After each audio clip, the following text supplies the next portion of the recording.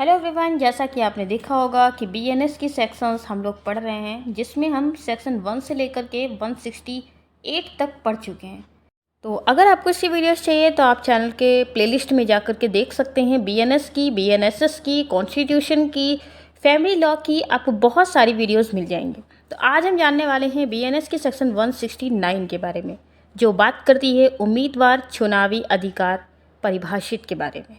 इस धारा के अनुसार अभ्यर्थी का अर्थ है वह व्यक्ति जिसे चुनाव में उम्मीदवार के रूप में नामित किया गया है। निर्वाचन अधिकार का अर्थ है कि किसी व्यक्ति का चुनाव में उम्मीदवार के रूप में खड़ा होना, ना होना, या उम्मीदवार के रूप में हटने, या चुनाव में मतदान करने या मतदान से विरत रहने का अधिकार।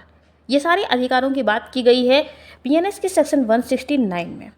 अगर हम इसे सरल भाषा में समझें तो कोई सरकारी अधिकारी या न्यायिक अधिकारी, जैसे कि मजिस्ट्रेट हो, पुलिस अधिकारी हो, तहसीलदार हो, या फिर अन्य कोई भी अधिकारी, किसी जांच या कार्यवाही के दौरान किसी संपत्ति जैसे मकान, जमीन, गाड़ी, जेवर आदि को अपने पास रखता है और वह संपत्ति किसी अपराध से संबंधित है या उसे किसी आपराधिक मामले की जांच के लिए जब्त किया गया है। अगर कोई संपत्ति किसी जांच के लिए, किसी मामले की जांच के लिए जब्त की गई है और उसे कोई अधिकारी यूज़ कर रहा है, तो उस अधिकारी की यह जिम्मेदारी बनती है कि वह उस संपत्ति को सरकार के पास जमा करे, या फिर जिसे कानून अनुसार देना है, जिस व्यक्ति की वो संपत्ति है, उसे वापस कर दे।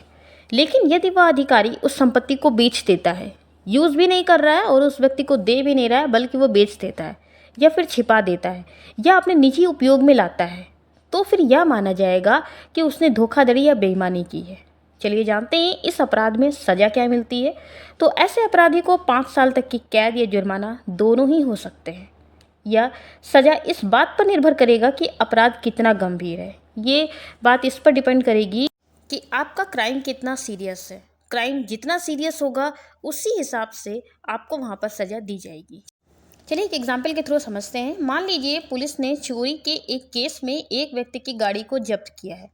जांच पूरी होने तक वह गाड़ी थाने में रखी गई है, लेकिन अगर जांच अधिकारी उस गाड़ी को खुद चला रहा है या किसी रिश्तेदार को दे देता है या बेच देता है, तो यह कानून के अनुसार अपराध है।